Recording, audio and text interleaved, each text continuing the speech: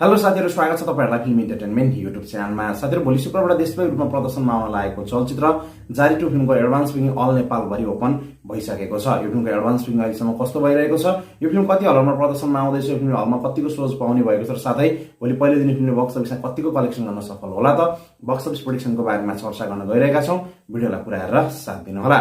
साथीहरु, नायक दयाङ राई, मिरुना मगर, विजय बराल, बुद्धि तामाङ, रिचा शर्मा आदि कलाकारहरूको मुख्य भूमिका रहेको चलचित्र जारी 2 भोलिबाट देशव्यापी रूपमा प्रदर्शन हुने भएको छ। योभन्दा अगाडि यो फिल्मको पहिलो पार्ट जारी 1 2080 को नयाँ वर्ष अर्थात वैशाख 1 गते रिलिज भएको थियो, जुन फिल्मले बक्स अफिसमा बम्पर ओपनिङ मात्रै गरेन, बक्स अफिसमा 17.5 करोड हाराहारीको लाइफ टाइम कलेक्सन गर्दै बक्स अफिसमा ब्लकबस्टर साबित भएको थियो र त्यो फिल्मको सेकेन्ड पार्ट जारी 2 भोलिबाट प्रदर्शनमा आउँदैछ। साथीहरु, जारी 2 फिल्मको यतिखेर ट्रेलर टिजरलाई पब्लिकहरुबाट निकै राम्रो रेस्पोन्स मिलेको छ। विशेष गरी यो फिल्मको ट्रेलर सार्वजनिक भइसकेपछि यो फिल्मको हाइप आकाशिएको छ भन्दा फरक नपर्ला र यो फिल्मले बक्स अफिसमा बम्पर कलेक्सन गर्ने अनुमान गरिएको छ। साथीहरु, जारी 2 फिल्म नेपाल राज्यभरि लगभग त 150 भन्दा बढी हलरमा प्रदर्शनमा आउन लागेको छ भने यो फिल्मले हलरमा निकै नै गजबको सोच पाउने भएको छ। यो फिल्मलाई नेपालको सबैभन्दा ठूलो मल्टिप्लेक्स चेन केएफएक्सले नेपाल राज्यभरि भएको चेन केएफएक्सहरुमा यो फिल्मले 88 वटा सोज पाएको छ भने यसरी नै बिग मुभिजमा 7 सोज, एप क्यूबमा 8 सोज पाएको छ, आइएनआईको 5 वटा मल्टिप्लेक्समा 29 वटा सोज पाएको छ भने वान सिनेमाजको 2 वटा मल्टिप्लेक्समा 11 वटा सोजहरु पाएको छ। र यसरी जति पनि अरु ठुलठुलो मल्टिप्लेक्सहरु छ सबै मल्टिप्लेक्सहरुमा नर्मली पनि 2 वटादेखि लिएर 7 वटासम्म यो फिल्मले सोजहरु पाइरहेको छ। सोजको कुनै पनि कमी छैन। यदि पाएको सोजहरुमा राम्रो अकुपेन्सी भयो भने भोलि पहिलो दिन फिल्मले बक्स अफिसमा बम्पर ओपनिङ गर्ने देखिरहेको छ। यो फिल्मको एडभान्स बुकिङ ओपन भएको आज 3 दिन भइसकेको छ। अहिलेसम्म यो फिल्मको एडभान्स बुकिङ कस्तो भइरहेको छ हामी यहाँ चेक गरेर हेर्ने छौं। हामी ओपन हुँदैछ। लभिङ मलमा 6 सोज छ, 6 सोजमा 6 वटै सोज फास्ट फिल्ममा गइसकेको छ। पहिलो सोज 7:45 को देख्न सक्नुहुन्छ, 70% अकुपेन्सी छ। आइएनआईमा फाटाफुट्टा भइरहेछ। आइएनआईको दिउँसोको सोज पनि फाटाफुट्टा भइरहेको छ। लोडसे महलमा फाटाफुट्टा छ देखिएको छ। ठुल्ठुलो मल्टिप्लेक्सहरुमा छ, कुनै कुनै मल्टिप्लेक्सहरुमा चाहिँ बिहानीको सोजहरु ठिकठाकको देखिएको छ, तर साँझ र दिउँसोको सोजमा राम्रो अकुपेन्सी देखिएको छ। देख्न सक्नुहुन्छ यहाँ आइएनआईको यहाँ अलि ओपन यो बुटोलको यहाँ पनि 15-20% को अकुपेन्सी देखिएको छ। अनि त्यसपछि आइएनआईको यो त्यही मल्टिप्लेक्समा 9-15 को सोज छ। सोजको केही कमी छैन। यहाँ विश्वज्योतिमा फाटाफुट्टा भइरहेछ। विश्वज्योतिको चाहिँ खाली छ। शुभकामनामा 12 बजेको 15-20% को अकुपेन्सी छ। डिम्याक्समा 6 वटा सो छ। 6 वटामा 6 वटै सोजहरु हाउसफुल भइसकेको छ। यहाँ देख्न सक्नुहुन्छ 9-15 को पुरै हाउसफुल छ। कमल विनायकमा फाटाफुट्टा देखिएको छ। रञ्जनामा 20% को अकुपेन्सी बिहानको सोमा देखिएको छ। भक्तपुरमा 8 बजेको सो लगभग त 60-70% को अकुपेन्सी छ। फास्ट लिङमा गइसकेको छ बिहानको सोज। 11 बजेकोमा पनि 20-25% को अकुपेन्सी छ।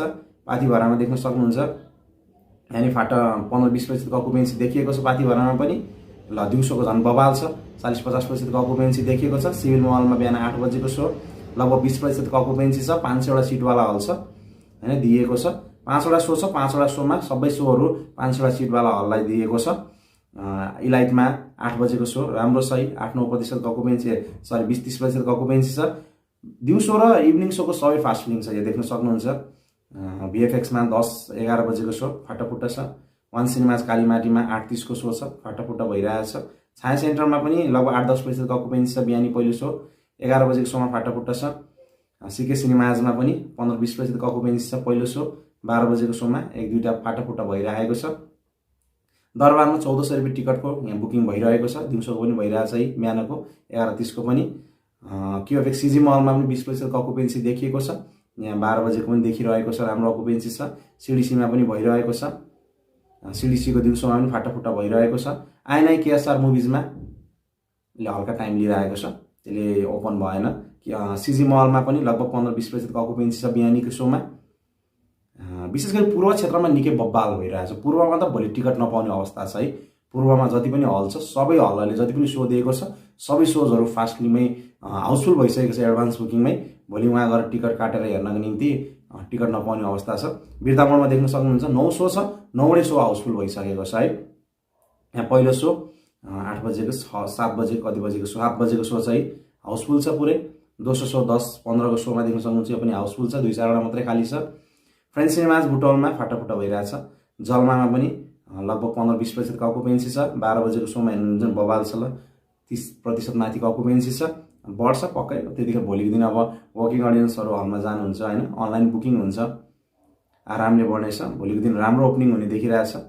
कुनै कुनै हलहरूमा चाहिँ हल्का कमजोर देखिएको छ, कुनै कुनै हलमा बिहानीको कमजोर देखिएको छ, तर दिउँसोको चाहिँ फेरि राम्रो छ है। ट्रेड मलमा देख्न सक्नुहुन्छ है, राम्रो छ है। 30% माथिको अकुपेन्सी छ बिहान 7:30 को सोमै। अनि त्यसपछि ओपन भएन त्यो। एफक्यूमा लगभग 30-40% को अकुपेन्सी छ। 9 बजेको सोमा देख्न सक्नुहुन्छ, यहाँ पनि 20% को छ। 11 बजेको फास्ट फिलिङ गइसकेको छ है, 70% को अकुपेन्सी छ। सिनेफ्लिक्समा इटरीमा 7:30 कोमा 7:30 को मात्रै हल्का छ, अरू सबै सोहरू फास्ट फिलिङमा गइसकेको छ इटरीमा। पूर्व त धमाका छ, मैले अघि भनिहालेँ पूर्व धमाका छ। टिकट नपाउने अवस्था पूर्वमा देखिरहेछ, यहाँ पनि भइरहेछ। वान सिनेमाज बानेश्वरमा पनि बिहानीको सो भइरहेको छ। 11 बजेको झन् बवाल छ है, 11 बजेको दामी छ। मिड टाउनमा पनि 20% को अकुपेन्सी छ पहिलो सो नै। 10 बजेको सोमा पनि राम्रै अकुपेन्सी देखिएको छ।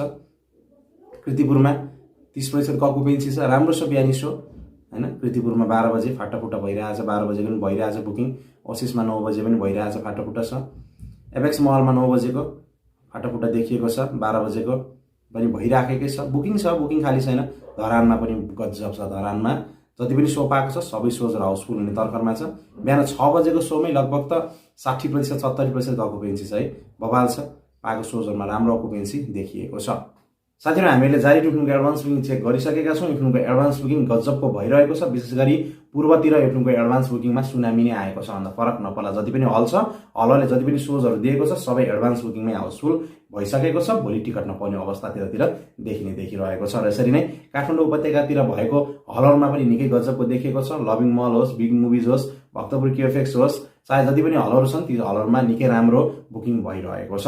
र जति पनि अरू हलहरूमा बिहानको बुकिङ अलिक कमजोर देखिएको छ, त्यो हलहरूमा दिउँसो र इभिनिङमा राम्रो बुकिङ देखिएको छ। यो फिल्मको जुन किसिमको यतिखेर बुकिङ भइरहेको छ र पब्लिकहरुमा चाहिँ फिल्मको जुन किसिमको क्रेज देखिएको छ, त्यसलाई हेर्दाखेरि भोलि पहिलो दिन नर्मली पनि यो फिल्मले 1 करोड त माथिको ओपनिङ गर्ने देखिरहेको छ। अब यो फिल्मले 2 करोडको ओपनिङ गर्छ कि गर्दैन त्यो पनि हेर्न बाँकी नै रहनेछ। 2 करोडको ओपनिङ गर्नको निम्ति पोजिटिभ वर्ड अफ माउथ पनि आवश्यक पर्छ। यो फिल्मको वर्ड अफ माउथ पोजिटिभ आइदियो भने पक्कै पनि 2 करोडको ओपनिङ पनि सम्भव देखिएको छ। जुन यो भन्दा अगाडि यो फिल्मको पहिलो पार्ट जारी वानले पहिलो दिन 2 करोड भन्दा माथिको ओपनिङ गरेको थियो। हुन त होलिडेमा जारी वान रिलिज भएको थियो, नयाँ वर्षको अवसर पारेर त्यो फिल्मलाई रिलिज गरिएको थियो र नयाँ वर्षको वैशाख 1 गतेको दिन 2 करोड भन्दा माथिको ओपनिङ त्यो फिल्मले गरेको थियो। अब जारी 2 फिल्मले जारी वानको त्यो 2 करोडको रेकर्डलाई ब्रेक गर्छ कि गर्दैन त्यो त हामी भोलिको दिनमा थाहा पाइहाल्नेछौँ। साथीहरु, तपाईहरु पनि भोलिबाट देशकै रूपमा प्रदर्शनमा आउन लागेको चलचित्र जारी 2 हेर्न को जाँदै हुनुहुन्छ प्लिज आफ्नो कमेन्ट सेक्सनमा कमेन्ट गर्न भने नबिर्सिनु होला। हस्त साथीहरु, आजलाई दिनै फेरि पनि यस्तै सिने तपाईहरुको माझमा लिएर आउने छौं। तपाईलाई हाम्रो भिडियो मन पर्यो भने भिडियो लाइक गरिदिनु होला। नेपाली कलाकार चलचित्रको बारेमा साथै बक्स अफिस कलेक्सनको बारेमा अल्प खबर सुन्नको निम्ति हाम्रो च्यानललाई पनि सब्स्क्राइब गरिदिनु होला। हस्त नमस्ते।